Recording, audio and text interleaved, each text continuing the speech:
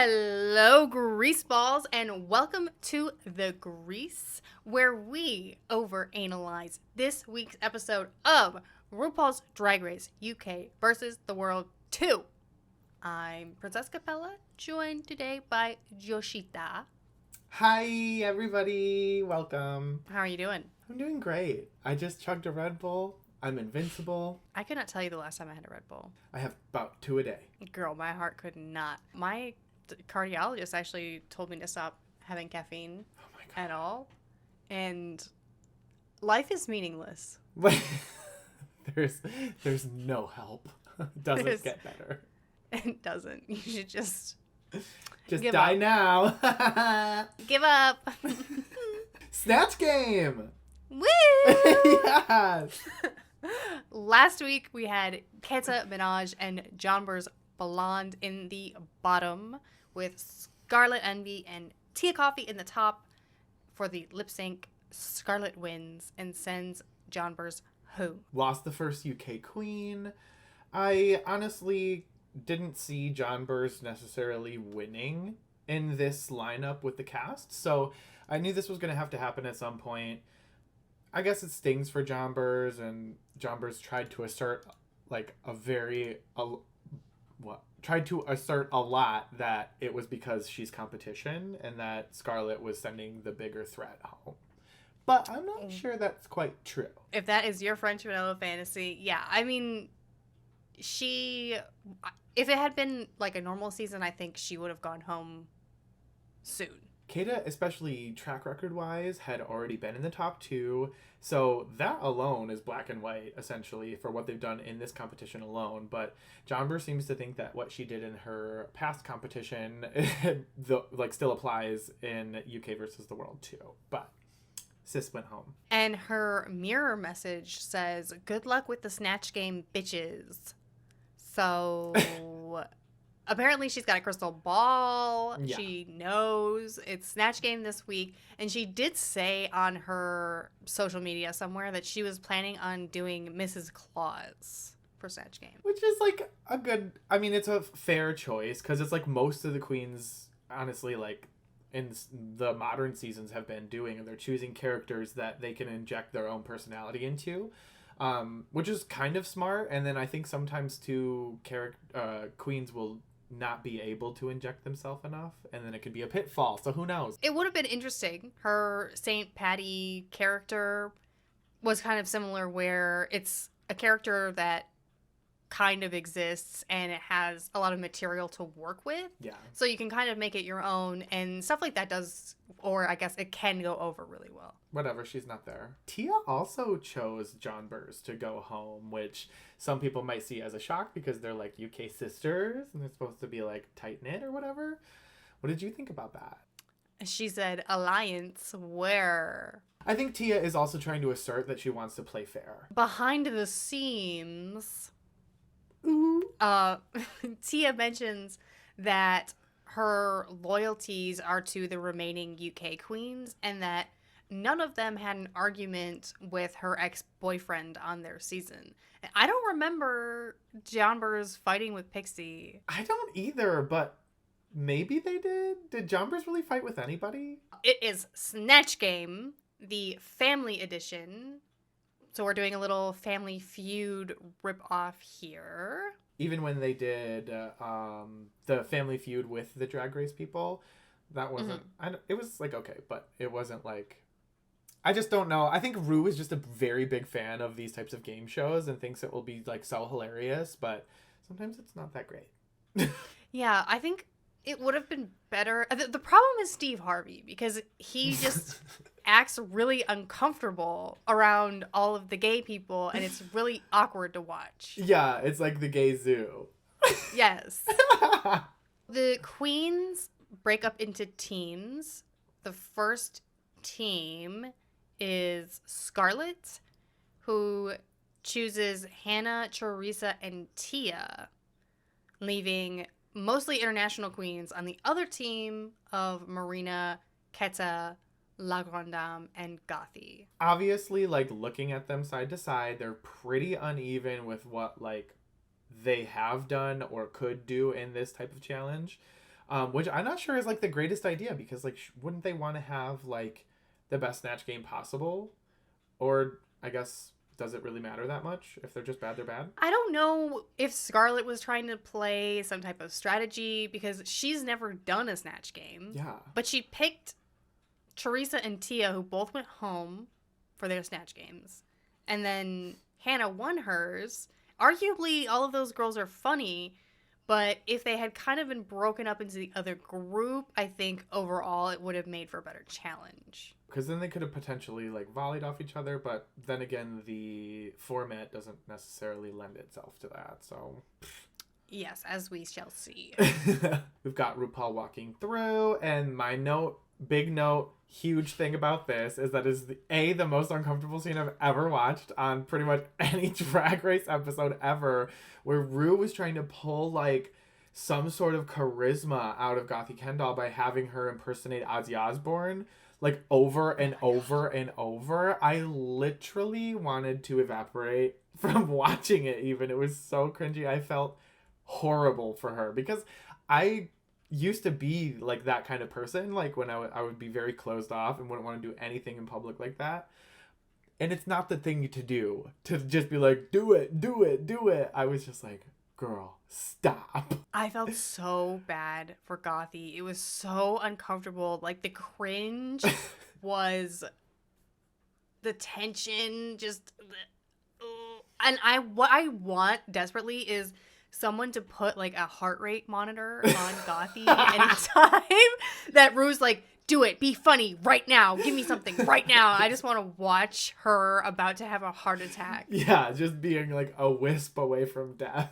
But I also noted that I felt this season that Ru wasn't trying to like gaslight the queens as much into like picking somebody off the fly and choosing somebody who Ru thinks they'd be good at on like last minute choice type of thing. Which was nice because I feel like when Ru does that, it like makes things crazy and the queens panic and it makes it terrible for them. You basically have to do what Ru says. Like, if you do what Ru suggests during the walkthrough, you have to be safe because production isn't going to make it seem like Ru is giving you bad advice. So they're either, I guess, I mean, they could cut it completely, I guess, if she had you change, but they don't want to make it seem like she's gonna steer you wrong for some damn TV show. So starting off with Snatch Game, we will start off with La Grande Dame, who played Carla Bruni, who I'm sure a lot of people didn't know just upon the name. I knew her because I was in France, and she was like the former president, like first lady, I guess, which is what you call it. But she also has like a music career, and then when she was younger, she was like a supermodel. She didn't have like the best public opinion, I guess, when I was there. I don't know. But LGD looked like her. But I think she tried to like throw in some stuff to be funny, but I think it just ended up being her like really on the spot and really a bad edit. I do have her performance in Drag Delusion, as much as that hurts to say. I feel like the edit was really to blame here. Not to be like, oh, blame it on the edit. But there were some genuine good jokes. Like the thing where she said we have thousands of visitors anally. Like, that was honestly pretty funny. Like, that's a joke that Ru makes. Yes. Yeah. But Ru just like would not engage with it at all. And overall, Ru seemed really weird this Snatch Game. Like, just did not want to be there. I don't know what. She needed a coffee enema going or something, but she was just not having it. Overall, I did have this in Cut Your Wigs Up. Going down the line, we have Gothy Kendall as Kim Woodburn, who I'm not super familiar with. I know she's like kind of a older gal and she has like a kind of characteristic voice. I think she's like a beloved character. She was on Celebrity Big Brother UK, I believe, and like that's where a lot of people were like, oh, she's a bad bitch or something like that. Again, I don't know her that well. I just know that she has a very distinctive accent and a lot of gay people love her. This was so bad though. There wasn't a single joke.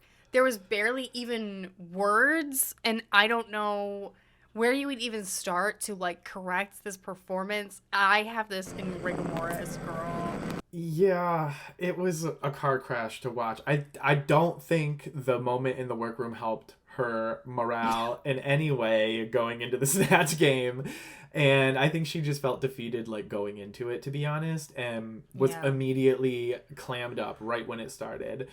And she did sound like her, but literally no attempt at jokes, no attempt at volley, no attempt at cleverness, just bad. I felt bad, but I have her in rigor mortis. Next up, we have Keita Minaj as Fran Drescher, the nanny. She had a big wig and some leopard print, which you just can't just do that. You know what I mean? She had the voice, sort of. Not the voice, but the laugh. It was like, you could tell it was like a caricature of a caricature, but like,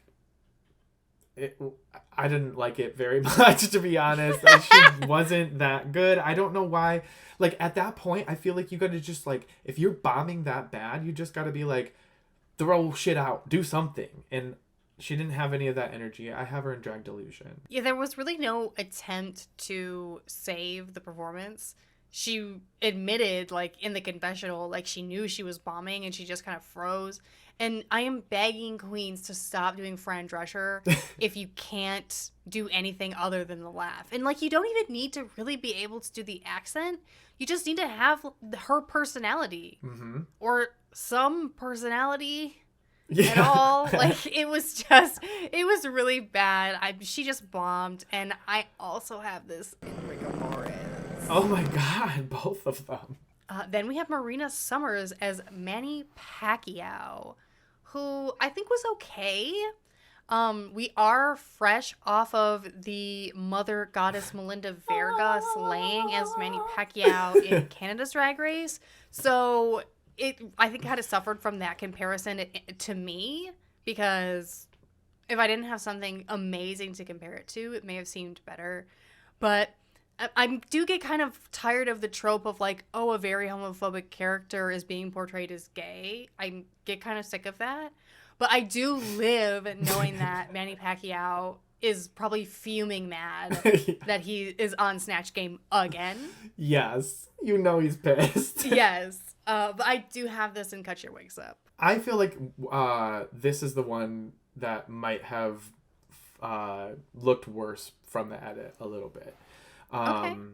The moment where she came out with the pants, I feel like if you had like spun the edit, played the music a little different, it could have been like a moment that was like really big for her. You know what I mean? In a different season or situation. I think like her ideas were pretty good and she was obviously trying really hard. It was like a good choice for her too, because like Filipino, like I think she put a good effort forth. I have her in But Is It Fashion? There was literally no interaction between any of the queens at all. Like, not even once. I think there was a point where Keita's answer was turkey and La Grande Dame went... Yeah, I think you're right. I think that was, like, the only thing. That's not even really interaction, though. So next we have Team Scarlet Envy.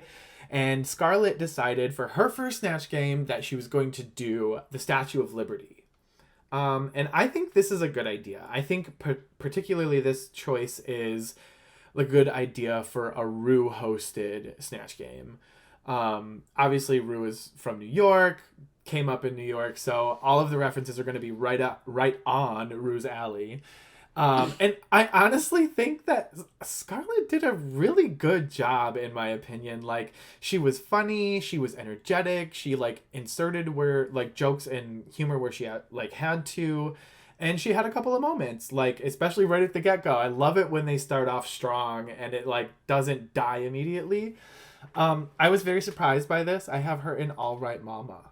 See, I think that in any other season, this wouldn't stand out as being that good. I think Scarlett's performance was just okay, with some funny bits interspersed. But if she was up against queens that were, like, actually funny, she would not, like, this particular character wouldn't hold up. And I absolutely hate when people miss out on, like, a perfect joke opportunity, right? So the question, like, what's a red flag on a date? And she says, if a guy is from Queens, right? And Rue says, I'm from Queens. And she said, oh, anybody but you, like, she starts sucking Rue's dick instead of saying no excuses. Like, tell Rue that's a red flag. Like, don't just kill your joke for the sake of sucking up to Rue. Yeah. It would have been way funnier. And that sort of thing just pisses me off as a personal thing. On a personal note? Yeah, on a personal note. So maybe that's why I hated this performance. I do have it in B, but is it fashion? I hated it.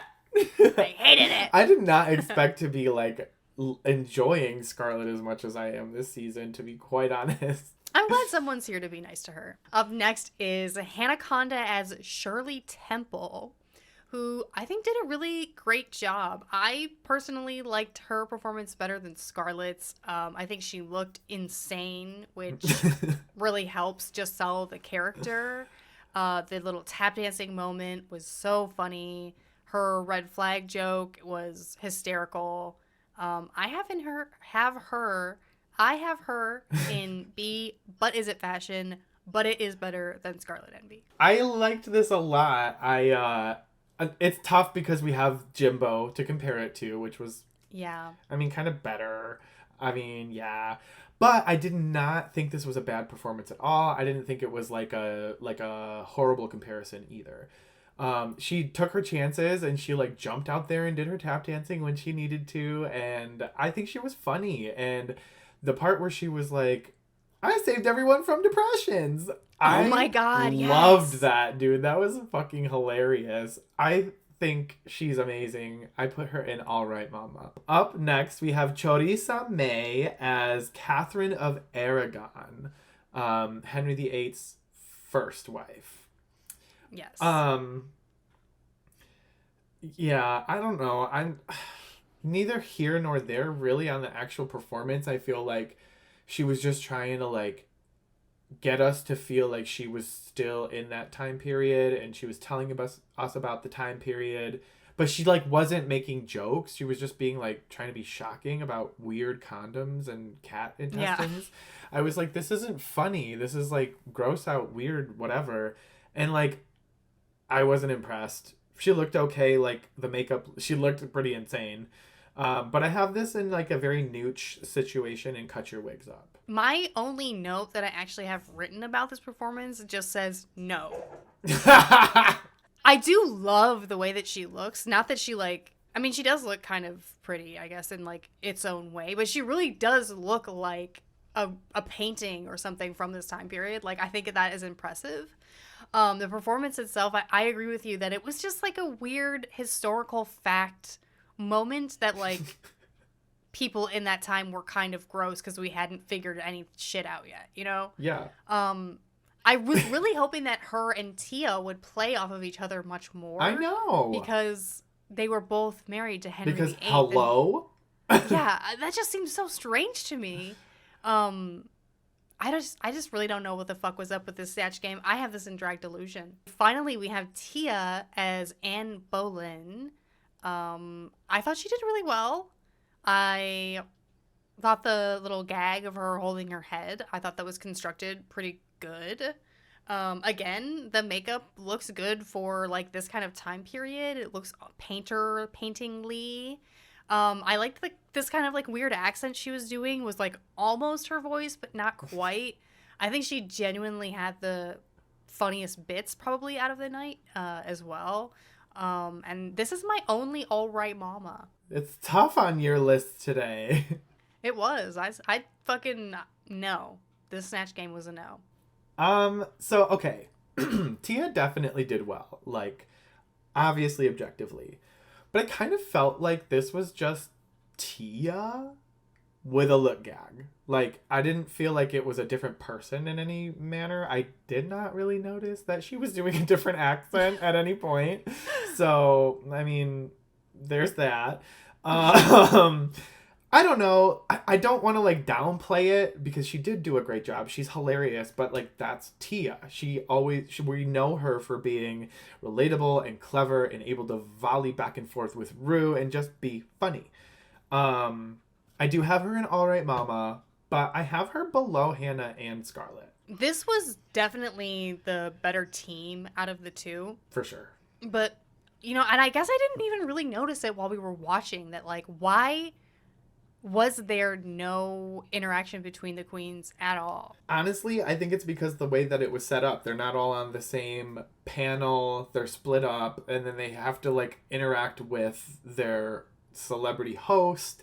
Like, it just doesn't set itself up. It doesn't lend itself well to that interaction, which is a shame because that's part of the fun of Snatch Game, I think. I hope they workshop this format for the Snatch Game. Like the Snatch Game of Love, I think works well for like the All-Star seasons. That's pretty fun, but this I think was a big miss. Bye. Boat gross. Boat gross. Boat gross. I hate it. So that is our definitive ranking of the Snatch Game. Read it and weep. Read it and weep. We haven't had any Slayanas this week. I didn't give out a single Slayana this week. I wasn't ready. I wasn't ready. I needed more foreplay. I needed, a couple glasses of wine or something. Starting with the judges' looks, we have Marcel Visage, who is giving us a little mini dress with some straight hair. I don't mind this. I like the gloves. I'm going to give it a nooch just because I think this wig is like too far back on her head. Yeah. It's not good. And something about it's a little off. So just a nooch for me this week. Sorry. Yeah, I hate this. It's not the right shape. I don't know if it's like the gloves or what, but also, yeah, you're right on about the wig. It looks like she took it out of the bag, put a little part down the middle, and was like, ready, let's go with this ugly rectangle dress. No. Gross. I don't like this. She's looked 1,000 times better than this. Cannot take it. Goodbye. Up next, we have RuPaul herself, who has definitely redeemed herself from last week. This wig looks perfect. I feel like this wig and then the curly one are like Ru's two like perfect iconic looks. The dress is beautiful. It's like iconic classic RuPaul. The patterning on it is really great. Definite crease for this one. I think we are gonna see probably very few neuts or gross for Ru. Yeah. Other than last week. Yeah. The hair. This dress is beautiful. The fabric has this like shimmer in it that is very eye-catching, and these kind of like metallic bronze and blue with the red contrast is gorgeous. Super green. Next we have Tom Daley bringing us some fashion. Yes. Mama. So good. Yeah, this is a Grease, obviously. The platform shoes, the detailing, the see-through, everything. Girl, come on. Can we put Tom on the Slayana ranking for this week? Because no one else was up to it except for her. Bitch, yes. She came for it. Like, this is what you wear. This is what you wear on Drag Race when you're a guest. Like, this little twink pulled it out. Grease, Slayana, Dupree, Vincent, St. James. And lastly, we have... Why do I always forget his name? Alan Carr. I wanted to call him Alec Baldwin. We have Alan Carr. Oh my god. Now, lastly, we have Alan Carr, who looks like an Andes mint. But I do like this jacket better than last week. I'm going to give it a Grease. Something about the undershirt I don't like. It makes it look... It kind of cheapens the whole thing. Yeah, the pattern on the undershirt I don't like. So I'm going to have to give this a nooch this week. Runway theme this week is Gone Cruising. I love cruising. Heard that about you. All right, our first queen on the stage is Choriza May, giving us latex, triple boobies, cephalopod. I hate it. First of all, it looks like her face is about to explode out of this look. I'm so sorry, Teresa. I don't hate you, but I hate this. I feel like her face looks like it is so... Like when you play with your dog or your cat and you go like this. I enjoy the 3 titties, but I can't get past anything else. I'm grossing this. When I saw this come out, I was just like, oh my god, I cannot wait for Joshita to read this. Because I don't hate this. I love this type of thing, this kind of balaclava. But you're right, where she just looks like she's struggling, mama. like she's about to burst out of that. I live for any look that has 3 tits. I don't know why. But I think the tentacles kind of steer it off the rails. Everything, if it didn't have the tentacles, it would be really chic. And if they were just coming out of the bottom and made kind of like a mermaid gown moment, that would be, very, very nice. But the way that they're kind of just random and just like sprouting out of my hip, sprouting out of my shoulder, like it's just really weird. I do think I'm gonna gross this too. The boobs, though. The boobs. The boobs. We love the boobs. Big, juicy tatters. Tatters. Oh my god. Okay. Next up, we have Gothy Kendall in this. Is this like a velvet or something? Like, I don't know what this is. I think it is. But I do enjoy. She looks very, like, soft to touch. It looks good, but the thing is with Gothy, she always looks good. She doesn't look bad really ever. I feel like she looked like a fucking scarecrow on a wagon. Like, she went like this and she was like, I've chosen this and this is what's happening. And she just like didn't stop. I was just like, why are you still doing this? I think RuPaul just traumatized her in the workroom and she doesn't know what to do at this point. She's still in shock. She's still in shock. She can't move her arms. I'm gonna nooch this, I think, because it's not anything special for Gothy. Gothy has brought the same silhouette kind of several times now. I do really like the Venus, sort of drape fabric in the back that's like attached to the arms. I don't know what the fuck that's called. I wish I could think of what that is called, but I love it. I love these shoes too. I mean, I love this look. It's beautiful. Yeah. But it's again kind of just like a lingerie, corseted bodysuit type thing. Like where we've seen this from Gothy several times now. Mm-hmm. I'm over it. I can't gross it because she looks gorgeous. Yeah. So it is going to be a nooch. Step it up. Step your pussy up. Step that pussy up, Gothy. And next up, we have Hanaconda, who is wearing a sort of lacy overcoat over a bathing suit. What I really like about this look is that it's not hitting you over the head with the nautical. Like, even the blue in the outfit is really muted. She looks just stunning. I love this look. I fucking love Hanaconda. I don't know. Her face here looks so stamped. The picture here is homophobic, by the way. But her face looks amazing. Her mug is always on point. I love all the lace and the tulle and all like the just extraness of literally just this cover up for a bathing suit. We can't even see the bathing suit and it doesn't even matter. She's got this big, beautiful parasol. I love it. This is a grease for me for sure. Next, we have Keita Minaj, who is giving us pirate fantasy, which I absolutely love. When I saw this look, I was like, Princess is gonna fucking love this. I don't know why, I just like very much felt that. But I feel like this is like, she was able to take a ton of different pieces, pull it all together, and make it look like a cohesive single look. I love the nipple ring anchor thing. I love her face. It always looks like edgy and like severe, which I'm a huge fan of. Big grease for me on this one. I am not joking when I say this might be one of my favorite looks in a long time. Just something about like the blue fishnet body stocking that she has kind of making her whole skin look blue. And she's got the one titty out. And the coat is like a bunch of fabric, like different fabrics in the lining. Like it seems like so, I don't know. It's like like you're saying, it's so many different pieces put together, but they're all cohesive.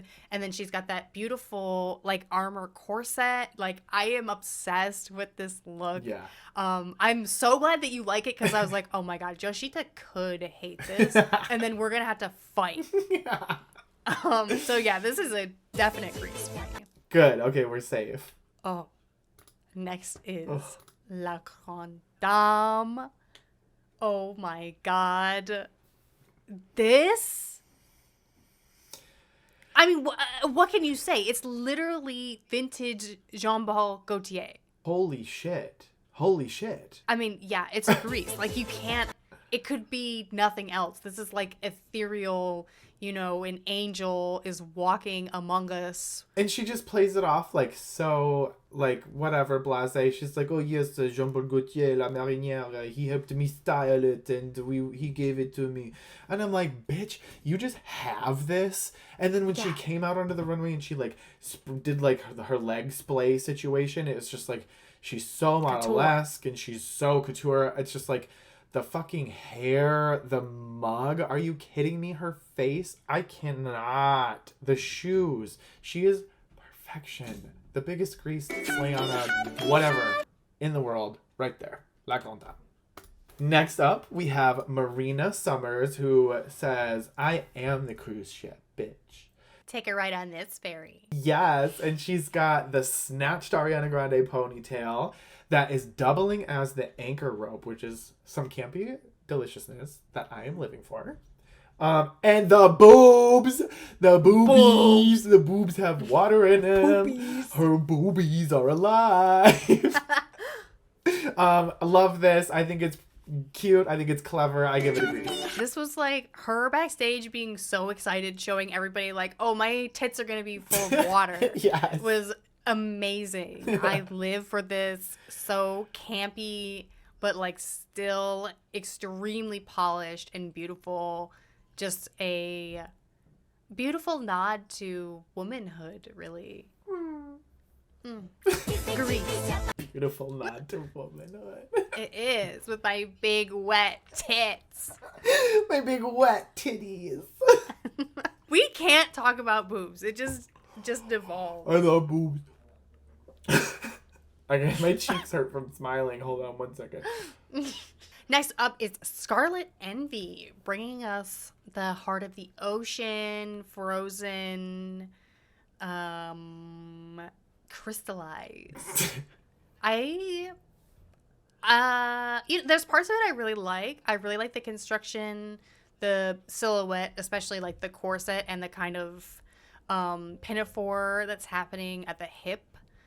The makeup, though, she's painting her eyes like so small, and if the makeup had leveled this look up, it would be like really, really good. This is still a grease, but there's just a couple things I'm not living for. I do like this look. I think one of the things that I don't like about it is like the fit on the like bodysuit thing that she's wearing underneath the dress. Like on the arms, it looks a little strange. It could just be the photo. I don't also live for the big... They don't always have to have a big giant fascinator in their wig, in my opinion. It's cute, whatever. I'm not going to like fault her for it. She did sparkle it. There's ice coming off of it. So like whatever, she did her thing. I don't really mind her makeup so much. I feel like it matches that undershirt thing that she's got on. And yeah, she's like dead Rose DeWitt Bukater, who is now a Glamazon frozen bitch ready for the runway. I'm gonna grease it. Crystallize the trade. Okay. Lastly, we have Tia Coffee, who is in a very tight black latex bodysuit with some kraken tentacles coming out of her back, which I think look better than Charissa's because they all are coming from the same spot, not random areas. And then I do wish though that she had like a bigger boat. I just said I don't want a big fascinator, and now I want a bigger boat. And then the next thing you're like, big ass boat.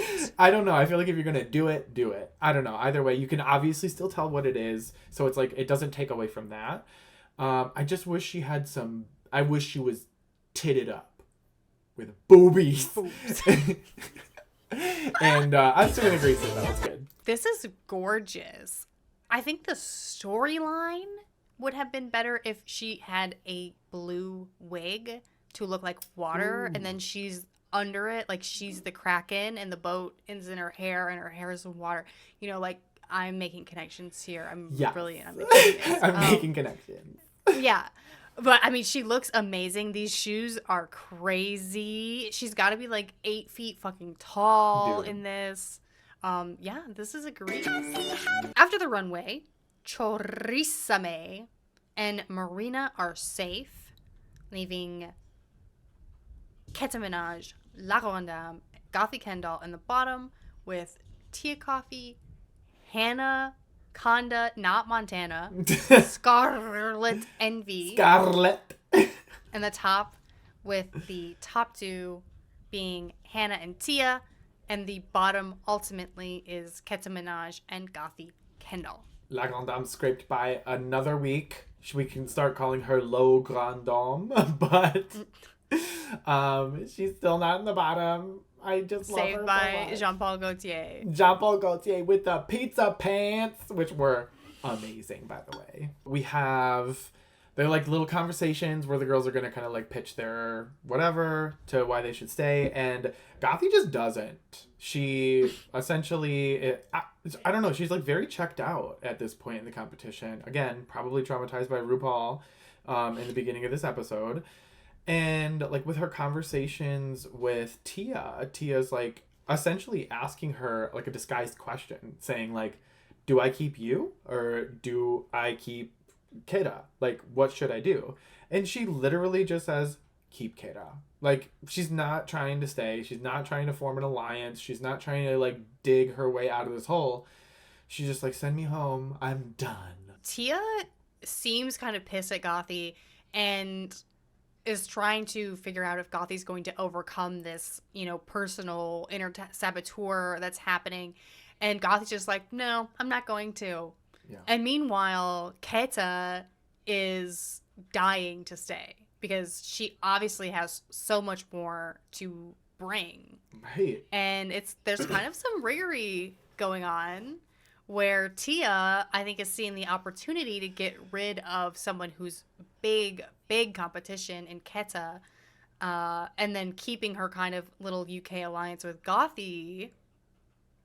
Yeah. Is it going to come back to bite her in the ass, though? It's a smart move, in my opinion, but, I mean, if they're going to be playing the game fairly, then, I mean, I don't know. They've both been in the bottom twice, but the track record speaks for itself. Keta was in the top. So, I don't know. I think Tia is seeing the opportunity to use Gothy as kind of a meat shield and, like, just kind of throw her away at a later episode at a point in time when she sees fit. Because Gothy's not going to win. Yeah. That's all there is to it. I don't know. It just kind of sucks because you see all that fight that's still with Keta. And she's like, please keep me here. There's bound to be a performance coming up that she's going to win. Like, there's choreo heavy stuff obviously going to be coming up soon at some point.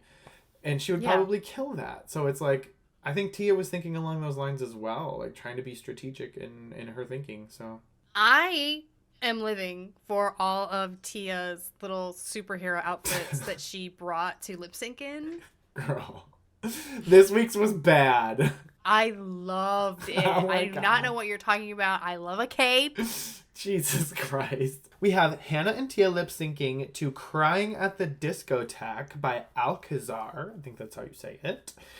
Honestly, I kind of think Hannah ate and she should have won. I mean, Hannah's definitely the better dancer. Yeah. But if you can find a shtick and make Rue laugh and then, like, at least half-ass kind of dance, then you will probably win. I just liked her energy. So, I don't know. I feel like she had such good energy and she was, like, playing off of Tia. But I think it's part of it is that thing that we talked about before where Tia isn't 100% in her body all the time. Yes.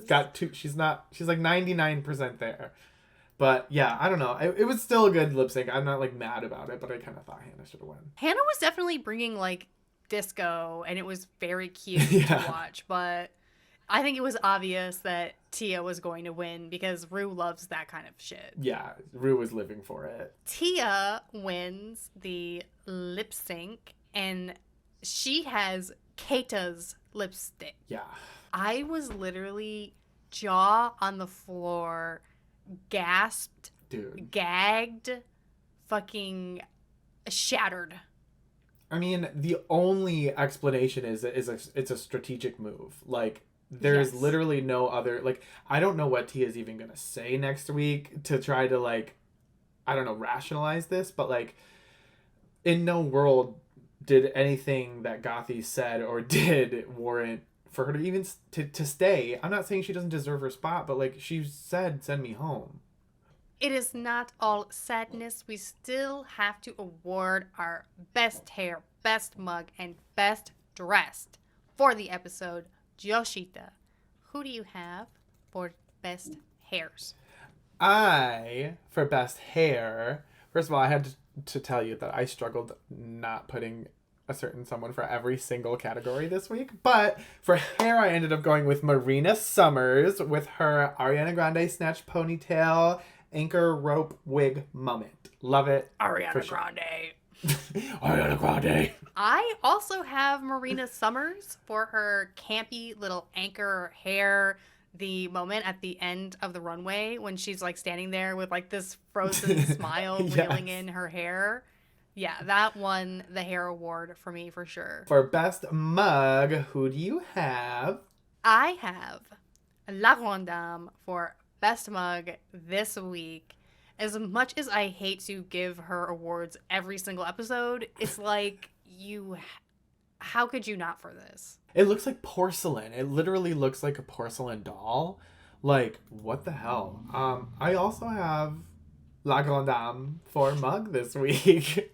So that leaves us with best dressed. I have Kate Minaj. Yes. I knew you were going to put her as your best dressed, especially after that warm, glowing review. And yes, this is so good. I want to borrow this. I'm going to wear it. I love it. We're probably the same size. Yeah, it'll fit. Yeah. I have La Grande Dame again for best dress because you can't ignore this. This is a holy shit moment. This is a iconic fashion runway moment. We'll never forget that.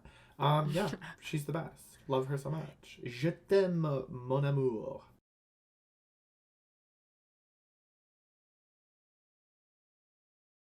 Yes, bitch, I'm ready for some music and boobies.